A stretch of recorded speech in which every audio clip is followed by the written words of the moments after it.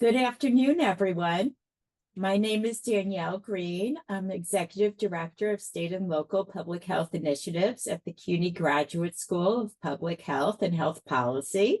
On behalf of the school's Sexual and Reproductive Justice Hub, I am delighted to welcome you to this important conversation with Assemblymember Jessica González-Rojas and Senior Associate Dean Terry McGovern. Today's conversation will spotlight the role of policy, advocacy, and collaboration in advancing sexual and reproductive justice, highlighting the critical work that our leaders are engaged in at a time when individuals' rights are being undermined and communities are facing increasing injustice. We encourage you to submit your questions via the QA function on Zoom. However, please know that due to time constraints, we may not be able to address every question. And now it is my honor to introduce Assemblymember Jessica González-Rojas, a champion for sexual and reproductive health and justice through her advocacy and policy work. Assemblymember González-Rojas represents District 34 in Queens and has dedicated her career to fighting for gender equity, racial justice, immigrant rights, healthcare access, and so much more.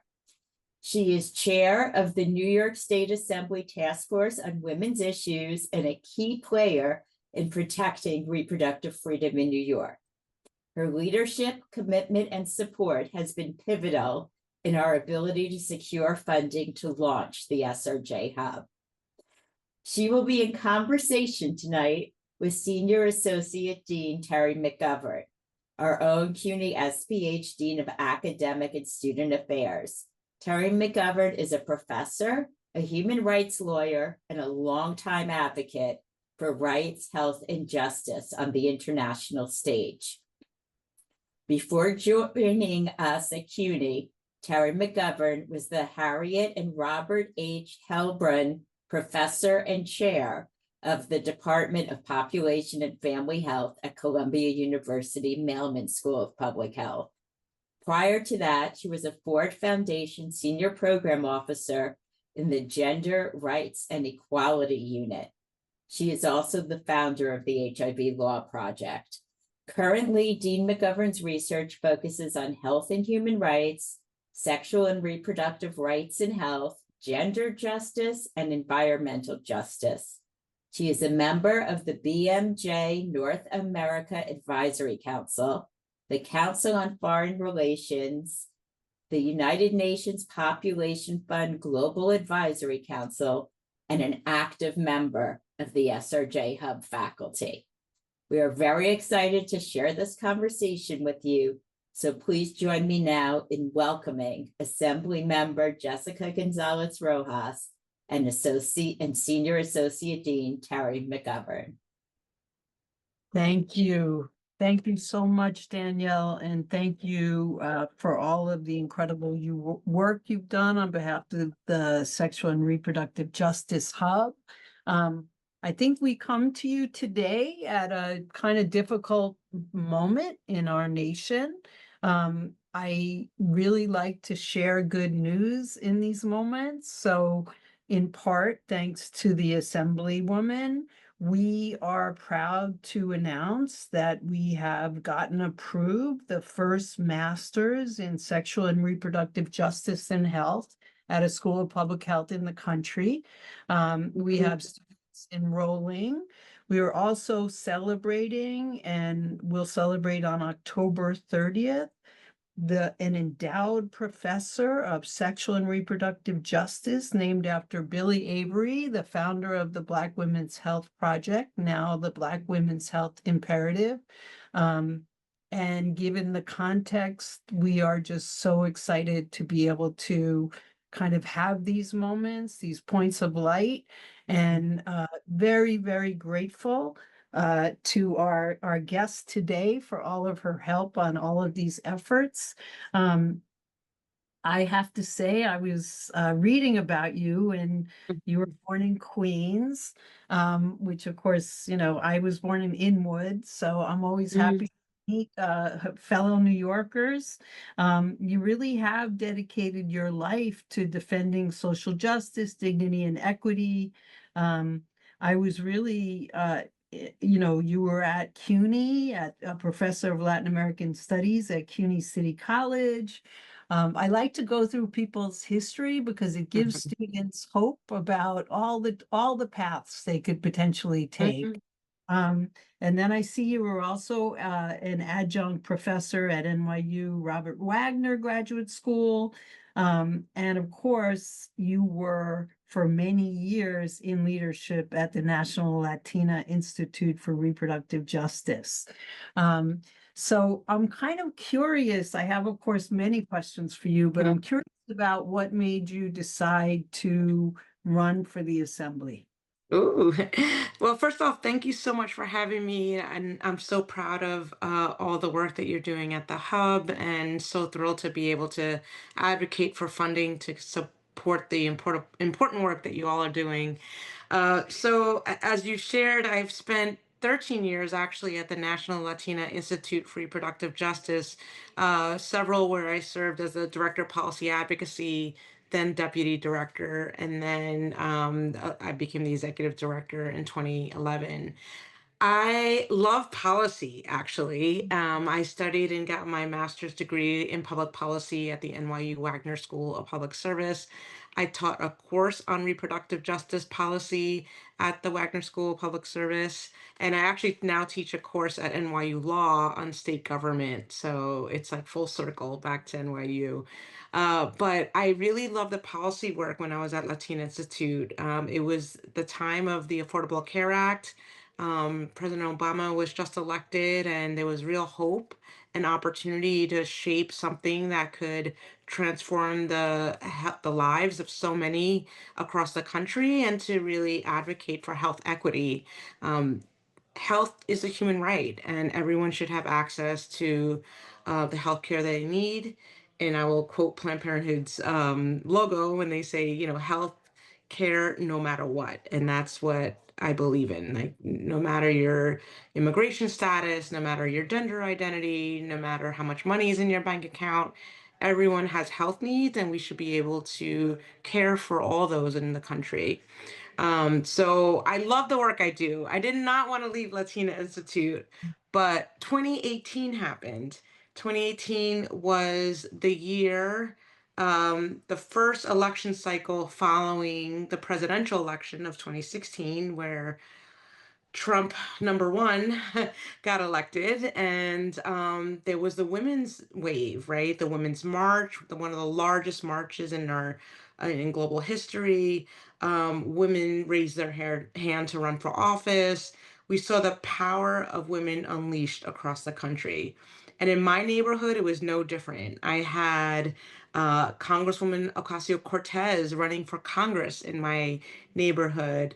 I had my neighboring assembly member, Catalina Cruz, who was a dreamer running for state assembly. The year after, I had a young queer public defender named Tiffany Caban running for a district attorney. Like, the community was on fire to fight back against the Trump administration, and women were standing up to lead. So I got really caught up in all the elections that were happening in my community. I knocked on doors, I fundraised, I really supported all these women candidates, who in my case were all Latina, which is, I throw down for my Latinas. And when many of them won, my neighbors turned to me and said, "Is Assembly Member Mike Dendecker still there?" And essentially, it was the current Assembly member who was perfectly fine, but didn't quite represent a district. I represent one of the most diverse districts, not just in the city, not just in the state, but arguably the world. We have the most languages spoken in our zip code. And I could take you to restaurants from Nepal to Tibet to the Philippines to Peru, just in my neighborhood. So, recognizing that we were represented by someone that didn't quite reflect the diversity of the district, especially in this moment where women were stepping up to lead. And as soon as many of those women got into office, we passed the Reproductive Health Act in the state, which was something I was fighting for years. And it was like it got done by Roe v. Wade anniversary, just weeks into the Crazy. legislative session. And I just saw the power of change that happened. So it really took the neighbors and people in the community to say, hey, I think you would be great. And again, I love my work, but I was there 13 years. I also believe in new leadership, but also the opportunity to shape and create and pass policies was really exciting for me. So I raised my hand. Who knew it would be 2020? I was most worried about a presidential race and the census and running against a 12-year incumbent. And I ended up running against a 12-year incumbent in a five-way race in the middle of a pandemic. So, but here I am, I made it, and now I'm in Yes, third we're grateful. term and very proud to have done so much good work in the state assembly. Well, that's great. And students, are you listening? There's many paths you can take, and Absolutely. really actually quite exciting. We obviously very intentionally wanted a program that centers justice and connects, obviously access to reproductive health care with all of the other issues. And I was looking at your record since you've been in office, and you've worked on health insurance coverage for all, increased Mhm. mental health services, contraception vending machines, Mhm. Medicaid reimbursement rate for abortion, and universal school means, increase in minimum SNAP, codifying opioid stewardship funds, Mhm. and it just feels to me like all the work you've done is kind of the definition of sexual and reproductive Mhm. justice. Can you just talk a little bit about how you see these issues connected? Mhm. At Latina Institute, we often talked about reproductive justice, looking at all the conditions in someone's life that determine if, when, and how people can create a family and then be able to raise that family with dignity. So, I can argue that any issue is a reproductive justice issue, but when we're specifically looking at access to healthcare, mental health care, the criminal justice system, immigration, right? Reproductive justice cannot exist in this immigration system where families are being torn apart, right? It's the ability to raise your family with dignity is central to a reproductive justice narrative. And when we have ICE literally kidnapping families and Mhm, tearing them from their communities, that is not reproductive justice. When someone's denied health care because of their immigration status, when we have a mhm, criminal justice system that's unjust, where women often don't have agency over their health choices and health decisions, where young people are not getting the tools, the education and resources to make healthy decisions about their bodies. That's not reproductive justice. So I'm the lead sponsor of the sex education bill in the state assembly. I have a wonderful partner in the state senate named Julia Salazar, a fellow Latina, and that's inclusive of all the issues that we're working on: empowering young people, creating conditions for people to make decisions about their health, life, and their future, ensuring we're addressing the criminal justice system so that people can live with dignity and thrive. And of course, any of the health policy issues are interconnected. And like I said, I see immigration, and at Latina Institute, we saw immigration as really central to that narrative to make sure that a just immigration system is necessary to achieve reproductive justice. So that's been yes. my work. It continues to be my work in the state assembly, and I have many, many bills that expand eligibility and access for all people to thrive in New York. It's an amazing body of work. We all think of New York as a sanctuary for reproductive rights and access, but Hmm. I know in previous legislative sessions, your colleagues introduced bills requiring ultrasounds for informed Hmm. consent, born alive abortion survivors. Can you just talk a little bit about how you manage these situations? I think we're all struggling with how we, dialogue and kind Hmm. of just, revert to, just the lowest possible form of communication. Yeah, it's very interesting because coming from doing national work, where we looked at legislative sessions in Texas and the Bible Belt in Georgia, and then we looked at states like New York or California that was advancing proactive policies. I saw the kind of fights that were happening in other states where it was just very defensive, right? They were just barely hanging on to maintain the rights that we have. And what I find, fortunately, in New York, we have a Democratic majority in the Assembly. We have a Democratic majority in the Senate, and we just got that Democratic majority in 2019. So this is all very, very recent. And we have a Democratic governor. And, with Kathy Hochul as our governor, the first mom governor, first woman governor, she's been very forthright in her defense of reproductive rights in our state and Right. really making sure that we are a true safe haven. So fortunately, a lot of those wild, like, unscientific, Right. Right. really Unbalanced. damaging Right. policies that we see pass in places like Texas don't have a chance in New York, That's thankfully. that's good news. Yeah, but we still have to fight back because oftentimes when we're fighting for a good policy on reproductive justice, the Republicans will introduce a hostile amendment and really just delay the inevitable. We will pass our bills, the good bills, but they want to throw, awful narrative in the mix and spew, anti-choice rhetoric, and just make a fuss, right? That's their job. But ultimately, we prevail. The problem is sometimes there's bills that go further. I have a bill that would require a vending machine in every SUNY and CUNY campus so Yeah. that people have access to emergency contraception, right? Because we know the sooner you take Right. it, the more effective it is. Right. And those are the kind of bills like we just have to get to the floor for a vote, and that's often the fight in the background to Right. get it to a vote because there's a lot of priorities in the state, but we're going to keep fighting for things to continue to expand access and make it more easier for people, regardless of immigration status, insurance status, whether they're a young person or not, to get access to the care that they need. That's great. So you are, in fact, the chair of the State Assembly's Task Force on Women's Issues. Mhm. So that's really exciting. Can you talk a bit about what that means to you and some of your ideas? Yeah, it's been wonderful. I was just appointed this year in 2025 by Speaker Cole Hasty. I was really Right. thrilled to accept that position.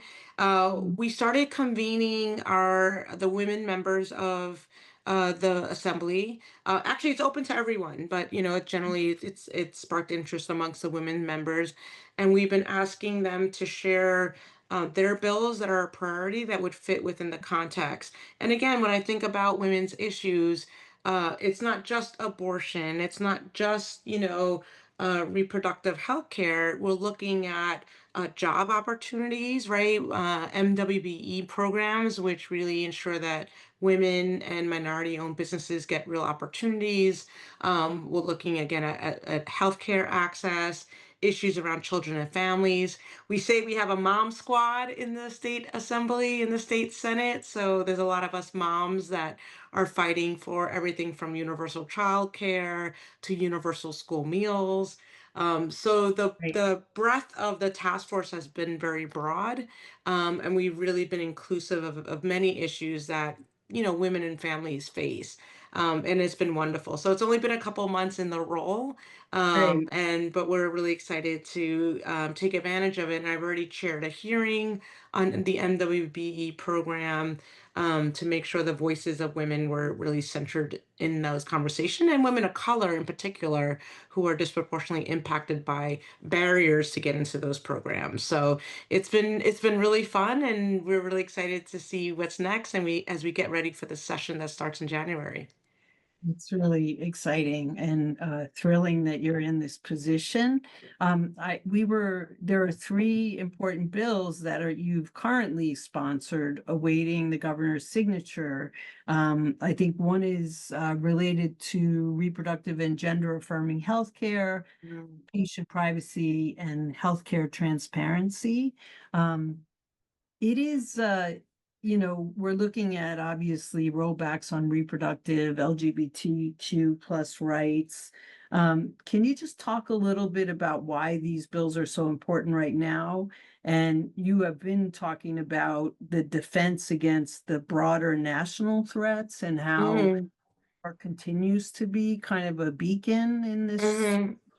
Yeah. So those bills I'm a co-sponsor on. They're not my bills, but they're really important because one looks at like the data management, right? We have period tracking tools in Right, which the data could be very vulnerable to, forces that want to attack us and monitor our reproductive systems. One has to do with expanding our shield laws. We need to mhm, protect providers of abortion care and gender affirming care in New York so that they could provide both care in New York and provide telemedicine. And we know already that other states are suing New York and trying to extradite our providers for sending abortion medication via the mail. right. And thankfully, we're holding strong. But there's a bill that is awaiting the governor's signature that will actually strengthen those shield laws. And then also making sure that hospitals have transparent information, right? Many hospitals don't provide abortion care. Many of the religious hospitals are under a doctrine which don't provide many reproductive healthcare services. And we should be aware of that. That must be transparent. So That's also waiting important, the I governor's think. signature. Yeah. Yeah, Yeah. that one's so important, right? Because there's so much confusion around all of these issues. Yeah. So You those assume are, you're walking into a hospital that they're going to provide the full range of care. And when you're denied an abortion or denied access to contraception or tubal ligation, then that should be upfront before entering those doors. And that's really important. I have a bill myself with Senator Gonzalez, also a Queens girl, that requires the Department of Health to create a reproductive health education and outreach program. Some of it solidifies and codifies what's already out there. If you type abortion in New York, there's a Department of Health website that provides lots of resources, but our bill would expand it and make sure that it's under in the six languages most spoken in New York, and that it provides certain very specific pieces of information about reproductive health care. Also, if you are uninsured, where you can get funding, where you can get care, what's available to communities despite it, insurance status. So we're also waiting for that to be signed by the governor, and we're hopeful that she will sign it. She has until the end of the year to sign all these bills, but certainly great for your students and others to call the governor and share that they want to see these bills signed. You generally leave a message or talk to a person that will record it. But it's really important to make sure that, democracy is a verb and we're all participating and we're all pushing for the enactment of the important laws that we work really hard to pass in both the Senate and the Assembly. I know that, a very close friend of mine was somebody you were also very good friends with, which is Cecile Richards. Oh my gosh. And she was a very close friend of mine. And I feel like, I have to always ask on her behalf about the importance of kind of community activism and for our students, how important it is for people to actually participate, right? Mhm. Wondering Yeah. if you could kind of talk about some ways you've seen the impact of kind of advocacy impacts, how communities come together, anything Mhm. in that leadership, bravery. Yeah. And in 2014, uh, sadly, under Obama, he was deporting a lot of families. There was a high deportation rate amongst immigrant families.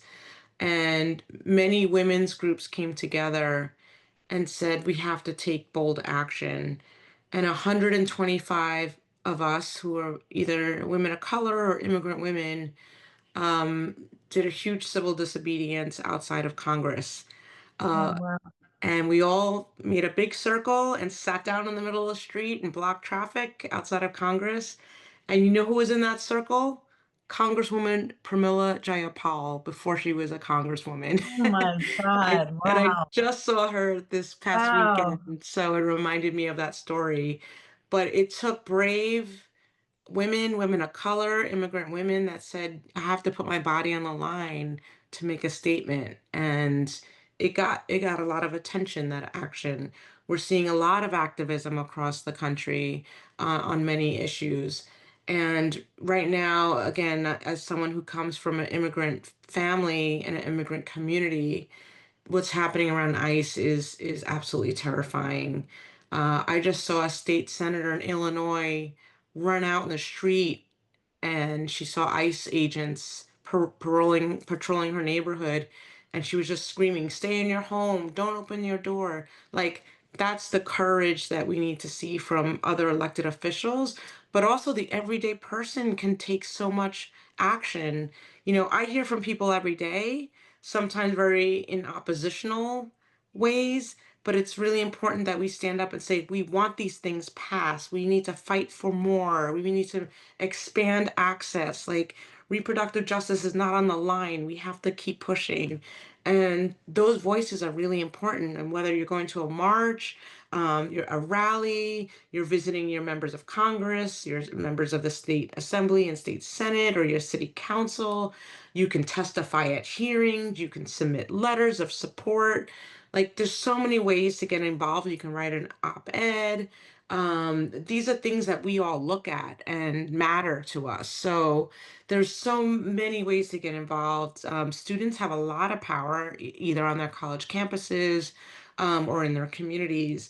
And again, I go back to the Women's March and seeing the rise and power of women and Right. those who support us, and Right. our queer and trans siblings who stood up and said, not us, Satan. Like, we're fighting this administration.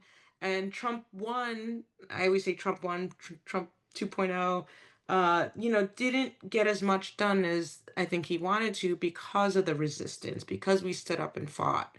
Now we're in a very different situation, and I think there's a lot of exhaustion already, but we can't let that stop us. Sometimes we might have to tap out, let someone else tap in, because rest is important, and care is important. But I think we have to fuel up to get back in the fight, because we're facing fascism right now, and it's going to take so many of us to step up and fight, to push for things where we can, and to fight against terrible policies, especially in the states where we're seeing really awful stuff come out of it, and all eyes on Texas. Yeah, I mean, I think what's so important when you talk about these examples, as a young lawyer, I was seeing all these women with HIV die before they ever Hmm. got AIDS, die before they got Medicaid.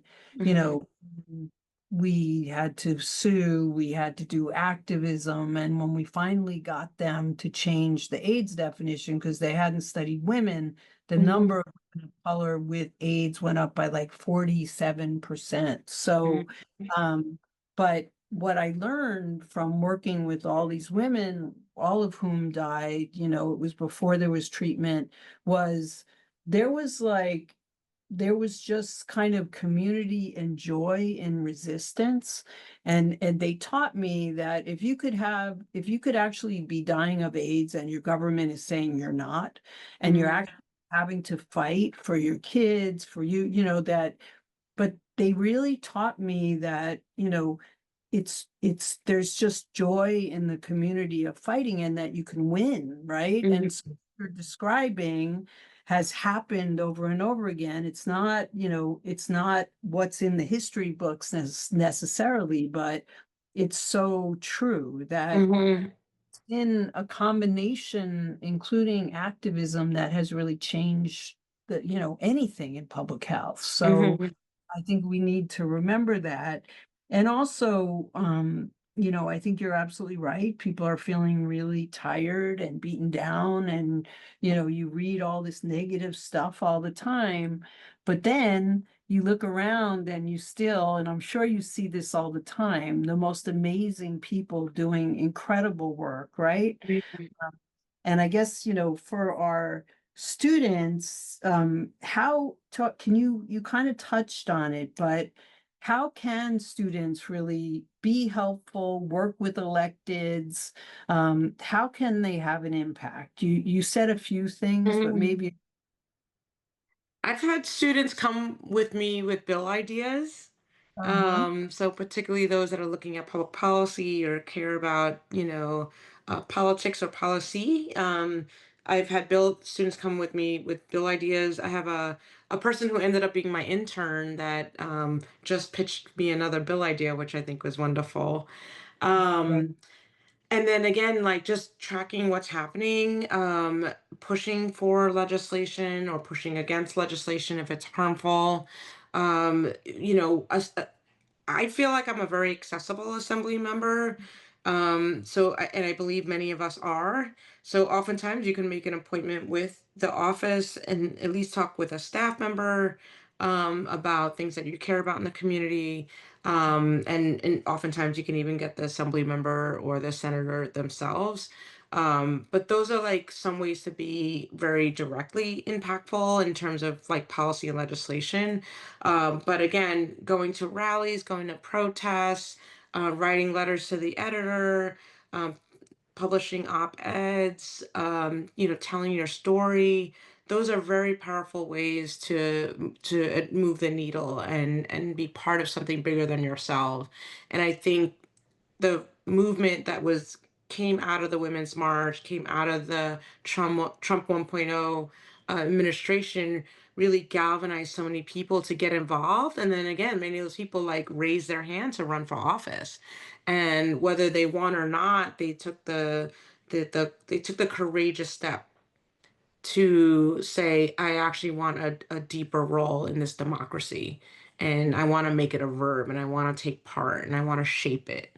And that's really powerful. So you don't have to run for office, but just to find ways to get involved, help inspire, the movement and the work that and the world that we want to see. And that's what I really yearn from young people in particular.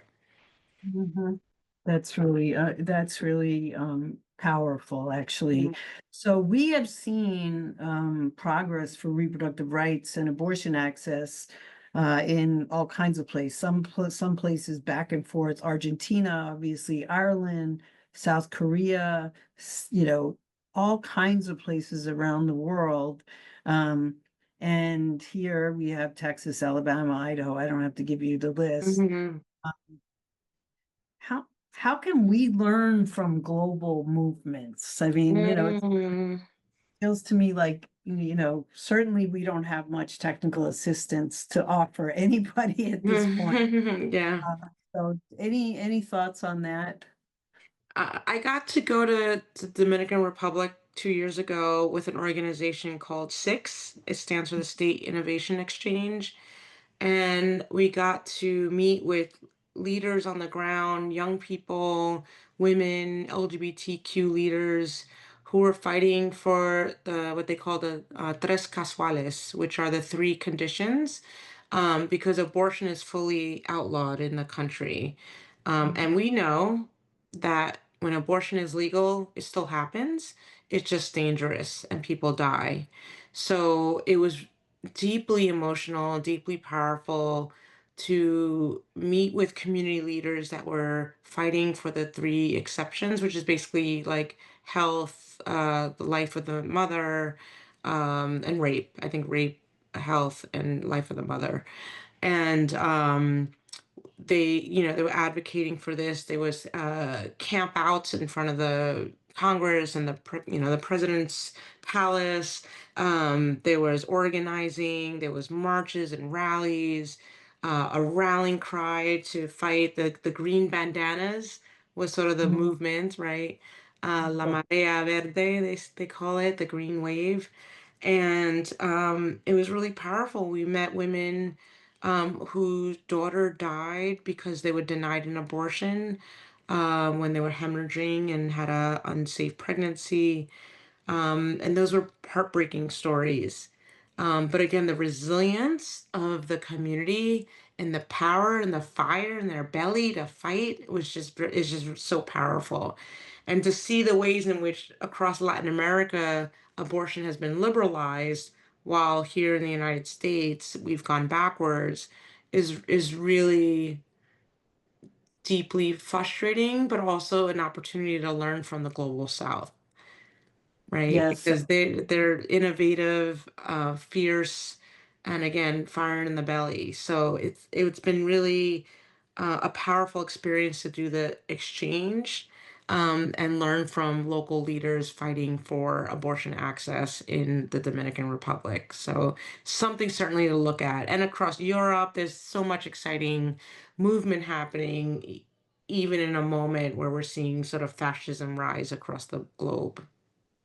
yeah, and I think, the leadership from feminists in Latin America, strategic, creative, Mhm. exciting, really Mhm.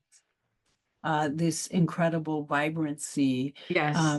The other thing that I think, is very clear, whether you're talking about Ireland or other places, is that um, people, activists, advocates are refusing to just talk about abortion, right? They're saying, we're not going to talk about abortion until we talk about all the rest of it, right? Maternal mortality, justice, Mhm. access to care, Mhm. foster care. I mean, Mhm. that's a whole other element that well, which is, these states that are leading the fight in restricting access to reproductive health care have the worst records on investing in Mhm. foster, the Mhm. worst records on, children's health. Um, but I want to come back to the horrific situation we're in now with ICE. Mhm. And, there's been such incredible leadership always in this country from the Latina community. And Mhm. I'm thinking about, I had the privilege of working with Dr. Helen Rodriguez Trias back in Oh, the another um, shiro. she was kind of a mentor to me. She used to really yell at me a lot, which was really helpful, actually in a good way. Mhm. Like could have been more strategic there, Mhm. But I feel like there's such an incredible tradition, whether you're thinking about, the farm worker organizing or fighting against the various abuses with the pill and sterilization. Um, so now we're in this moment of horrible, horrible dehumanization, and pure racism. Um, and I see that a lot of folks are really struggling, like, and we see a lot of students here are volunteering with New York Immigration Coalition, doing whatever they can. Mhm. Any any thoughts on, what else we could possibly do um in this moment, even if it's just communicating? I'd love your thoughts on that. Yeah, it's I have to say this has been a really hard one because even as a state elected official, like we're very powerless in this situation, in terms of preventing ICE from coming in. The one thing that we've done with community members is actually know your rights canvases. So Mhm. we both went to like PTA meetings in local schools to do know your rights training with parents. But then we also went door to door to businesses and particularly immigrant rich neighborhoods. And the one thing we shared is that like ICE can enter public spaces, but it's important to label the back of the kitchen, any office space as private space because they're not allowed to enter private space without a judicial warrant. Now, whether they follow the rules or not is the problem because they don't seem to care. But at least we can equip the community with the tools to say, no, I don't allow you here until you present a judicial warrant. And, I think knowing their rights can be empowering. And then we were giving those businesses signs that said, private entrance, no entry, employees only. So we were giving those out. so reaching parents, reaching local business owners, workers. We were talking to street vendors as well, which is a little more difficult. They're very, very vulnerable. I think to the extent that if folks have any money or resources that they can donate to legal aid, organizations, immigration organizations. Our lawyers are working their butts off and really trying to do everything that they can to help families. I've gone to court watch already. It is heart wrenching, but simply to bear witness and be with families as their husband is taken away or their children are taken away. It's again, it's Yeah, it's emotionally gut wrenching, but an important power to bear witness and share that and describe what's happening behind those closed doors, because you are allowed in 26 Federal Plaza, you are allowed outside the courtrooms, like that is public space. So those are some of the things folks can yeah, do. Tragically, I have a neighborhood restaurant that's sort of the cheers of the neighborhood, and we just learned that one of our beloved servers, who's been there since the restaurant opened, was taken. And again, someone who's working, contributing to the community. He has three children, one who's a nurse, a wife here. He's doing everything he can. He was showing up to his immigrant court hearings. He was following the law. And they took him and shackled him and deported him to Mexico. And we are broken as a neighborhood. They put out a call for some funds to help the family survive because he was a breadwinner. And I just saw about an hour or two ago that they already reached $100,000. So our neighbors were so beautiful and supportive in this moment. And you see the power of community in this moment. And if that's the way we can help at least the families that are still here, it feels like we're doing something. But it is a very, very, very gut-wrenching time in this country to see how they're literally profiling brown people who speak Spanish and snatching them and kidnapping them off the street or at their immigration court hearings or in other public spaces. And we're doing everything we can, but the examples I gave are some tools that young people and everyone could use to help at least ensure communities know their rights and contribute to ways to help families that are impacted by this horrific experience. I think, I think those are all really good suggestions. I think, the other thing is, of course, we're talking about sexual and reproductive justice. So, obviously, asylum, gender-based violence is no Yeah.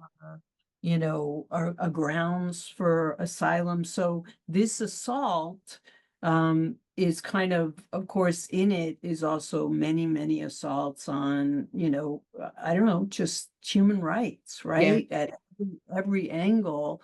Um, so it is, you know, the more you look, the more you see the kind of devastation, but also what you see is just this kind of total dehumanization, which I think is something we have to actively fight against, and keep articulating that these are, this is just horrendous. And I just, it's all shocking. On the other Yeah. hand, again, you can go down to Federal Plaza, you see the people who are showing up, you see the people who are resisting, you Hmm. see neighborhoods coming together and saying this isn't okay.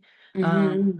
so it's not just one side here. Hmm. So I think your suggestions are really good. So we have a bunch of questions from our audience. Um, and I think okay, as we see the rise of fascism, is there anything that we can all do? It seems all structures, government, social media, etc., have been taken over. What can we really do? Oh, I know. I feel your pain. I Uh, mean, we are the resistance, and we are the ones we need right now, the ones we've been waiting for, right? So, um, I think there's more of us that are horrified by this situation. They're when we show up to rallies, when we show up to protests, those things get attention. And if you're eligible to vote, vote. Too Mhm. many people stayed home. uh, Trump won election districts in my neighborhood, of heavily immigrant Latino neighborhood. Mhm. And they were, fed the propaganda that, as this person asked, they own the Mhm. media, right? So they're hearing the propaganda, but often that means having the tough conversations at the kitchen table, right? And Mhm. I experienced this myself. I have family members that are not leftist like me, certainly, and Of we have some of these course. hard conversations, and they are very difficult and very Right. charged. But I think it's important that we come to the table with truth, with also some compassion, right? Some people come to their political beliefs due to trauma or personal harm or fear, Exactly. and Exactly. we need to Exactly. actually, to move people, we can't just lecture them, right? We have to listen and engage in dialogue, and that's very difficult and very time consuming, but I think we have to do more of that.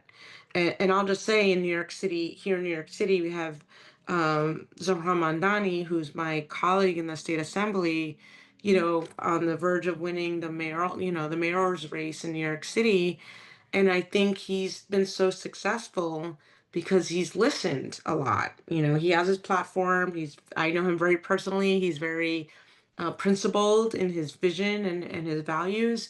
But he also has this skill of really listening and engaging with people, even when they vehemently disagree. And I think his that compassion comes through, and people warm up to him, like he's not so bad or he's not so radical, right? Like, and I don't think it's radical to fight for universal childcare or affordability or free buses. I've been on that fight alongside him for the last many years in office. But some people think it's not possible. And I know he has a sign in his office that says, you think it's impossible until it's done. And I think that's a Nelson Mandela quote. So it's Yeah, it's important to know that we can change, we can create change.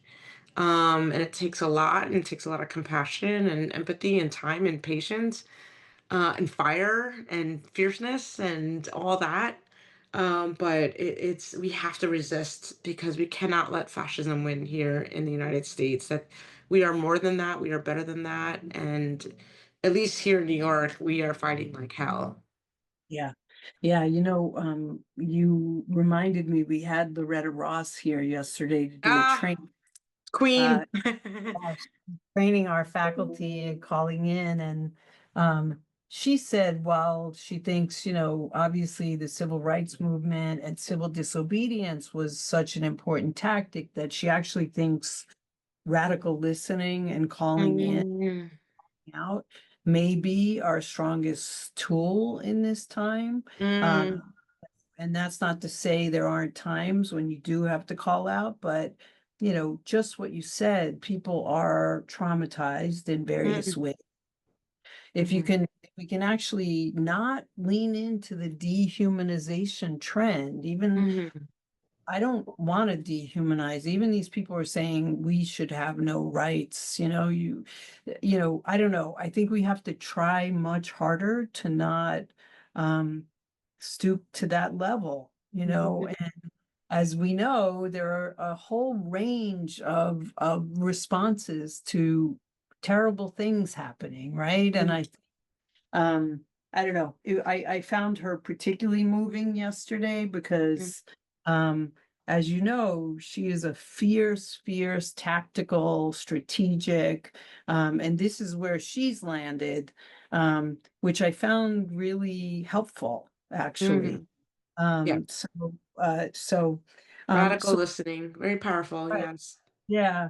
So there's a question, are there plans to build stronger coalitions across health, housing, education, and justice sectors to advance reproductive justice? It's kind of funny. I feel like we should be doing that, but that's the Yeah. question. Yeah. There is. I feel like, it's interesting to come from movement, right? Like Right. being as a Latin, the National Latina Institute for Reproductive Justice, and being in space with other folks who are deeply committed to a framework that's inclusive and looks at the various conditions that impact someone's ability to determine if, when, and how to create a family. And Loretta Ross is the birth mama of the framework of reproductive justice. And it is about housing, and it is about the criminal justice system, and it is about access to healthy foods and education. And I think it's important to make sure that frame stays alive, because I think movements become very siloed. So the framework to me has been very powerful, and I often talk about it at rallies and events, and I often talk about coming from the reproductive justice movement. But we have to remember that, when people are being evicted and people can't afford to live here, that's a reproductive justice issue, right? Safety is a reproductive justice issue, and those movements need to continue to work together to advance a bigger vision of justice, dignity, and equity for all people. So it happens, but I find sometimes people get stuck in their silos, particularly in legislative work, because often it's around a bill, right? And Yeah. then, No, no, this movement has this other bill as a priority. But I think where there's opportunity to gather and build coalitions, that's my secret sauce, and that's where my heart is. So I love to see it, and I think we need to make sure we have diverse stakeholders at the table when we're fighting for any issues that advance health, dignity, and justice for all people. Yeah, I mean, I think that, and just coming up as a young lawyer, seeing women with HIV, they couldn't get Medicaid, they couldn't get disability, Hmm. and they were sick, they couldn't work, they'd lose their housing, their kids would be removed. You can't separate these issues. They're all related for, Hmm. people. And I think, it's true, even in foundations, et cetera, it's all siloed, but it's Hmm. not siloed in the human, Experience. Yeah. right? It's Yeah. completely all related. So, in any case, so I have a question about how can researchers, because here we are at CUNY School of Public Health, how can researchers best support you and other lawmakers in going forward? I have to be better at tapping y'all. Yeah, I think, research is so critical and data is so critical. And to the extent that we can get data that is specific to districts, to assembly districts, to Senate districts. So, for example, what is the health insurance rate in Assembly District 34? What is the maternal mortality rate in Assembly District 34? What is the asthma rate? I just was able to successfully pass a bill in the Assembly, and also it passed in the Senate, that would allow for no cost asthmas for insurance plans. No great. copay, no co-insurance, no deductibles. If you have asthma, you get your inhaler free. And and we're waiting for the governor's signature on that as well. We're really hopeful that she'll do that. But I was trying to dig through the data sets on the asthma rate in my district, and I couldn't quite find it. I had to like piece together other pieces of data, but I think researchers can really help in providing good health equity data in by assembly district, by Senate district. There's Helpful. some really cool maps, and didn't have all the data I wanted, but I could see like overlaps with community board districts, city council districts, assembly, Senate. There's a fire battalion district. Who knew? There are actually health districts. Mhm. So again, I think it's important to find data, but then drill it down so that a legislator can say, in my district, 1 out of 3 families are uninsured.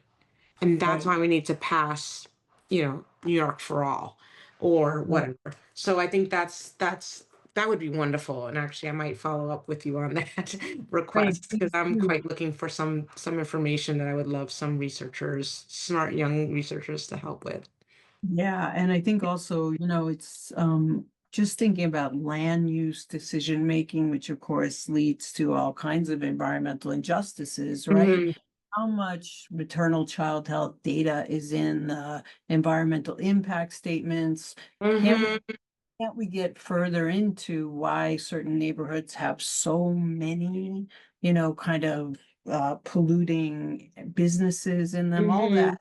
I Yep. feel like it is a moment to get much more strategic, and we also need to think about how our work can, really help with the policymaking process to try to get Hmm. at longstanding things. So Yep. please do think of things that we could help with.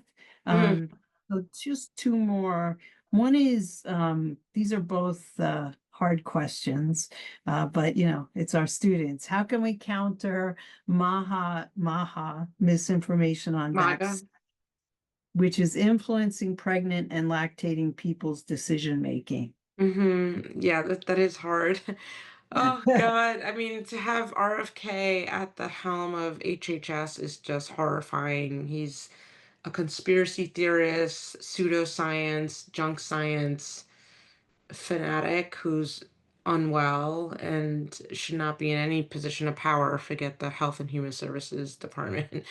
Um, in New York, the governor just affirmed that there is a prescription for all New Yorkers to get vaccines, and they're accessible, so you don't need a prescription. It's the pharmacist can provide, and we have a number of provision of pharmacy care without prescriptions as well for I think a range of reproductive health uh, services and technology.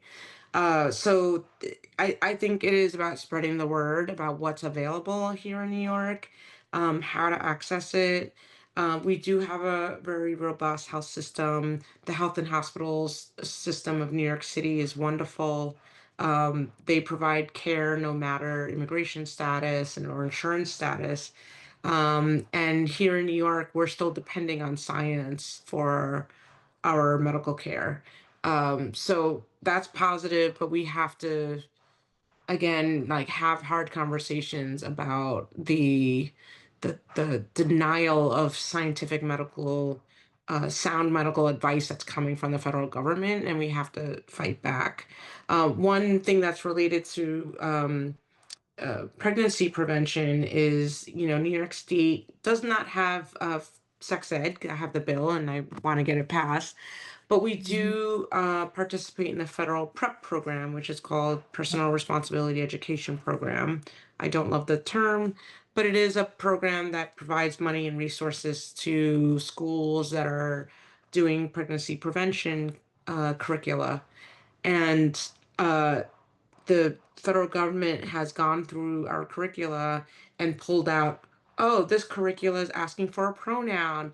This curricula says we support diversity and of gender identity and sexual orientation.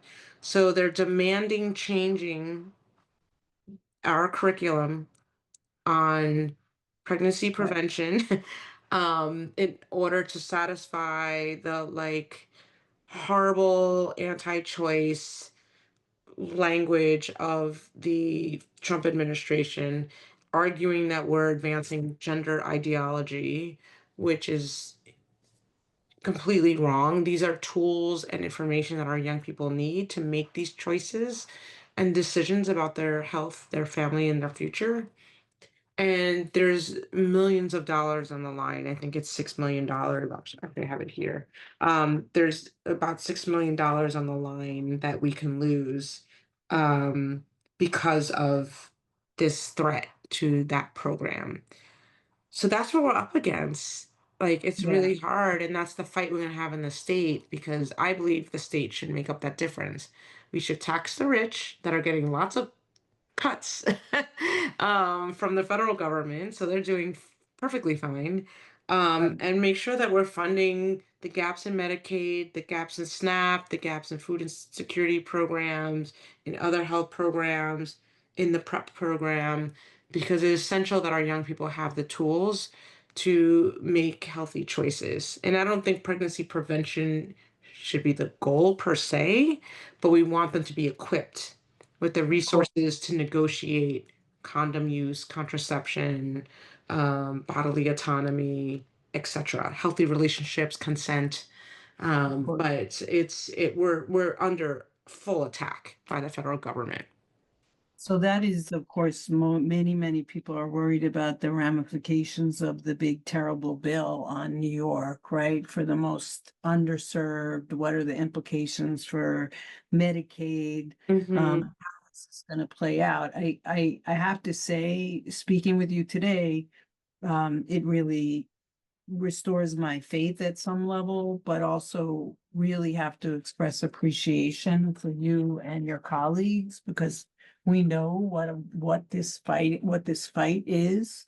So it's really important that you're there. But it is going to be quite the fight, correct? And we don't know exactly how it's going to play out. Yeah, Yep. it's going to be quite the fight. Again, our Medicaid budget is going to be slashed. We're going to lose people off the program.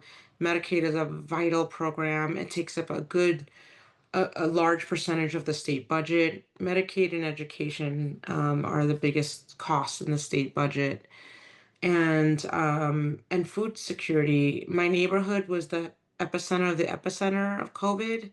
We saw lines wrapped around blocks for food banks and soup kitchens, and we still see lines wrapped around the block for food banks and soup kitchens. So it's horrible to think that the resources we do have around SNAP, which is one of the most effective poverty reducing programs in the country, is going to be targeted. It's just cruel.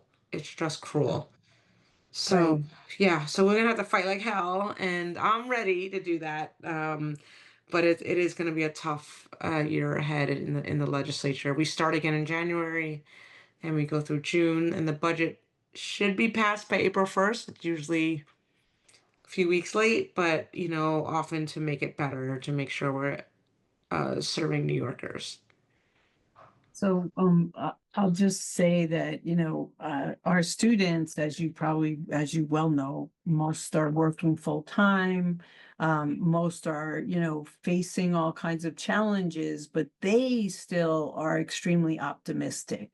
So I guess I want to, at the closing, kind of ask you really that question of what still gives you optimism, what gives you hope in this really hard moment. It actually is the young people. Okay. It is the Yeah. young people because I've seen the creative activism that's come out of many young people, whether it's um, art and activism and how that's used as a tool for both education and inspiring other folks, music, community gatherings, mutual aid. I mean, we care for one another, and the example of the restaurant worker that's been kidnapped by ICE to raise $100,000 in less than 24 hours, just with neighbors pulling together resources, is really a beautiful testament of who we are and what we can do when we're united and fighting for justice. So I am hopeful. There's difficult moments. I am facing a lot of anxiety in this work, and I believe that this presents an opportunity to do really bold stuff and get a lot done in the face of such a hostile administration. So I think we have to be creative, and perhaps we can even make a better New York out of this. So let's Yeah. keep the hope.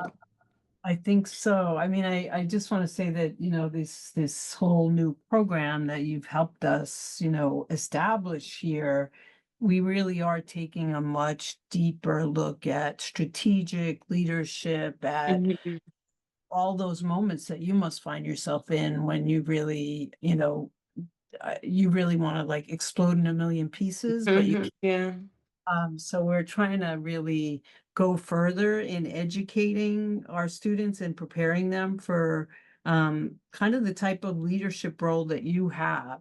So Mhm. I just wanted to express on behalf of the school and our students how much we admire you and how grateful we are for all that you do.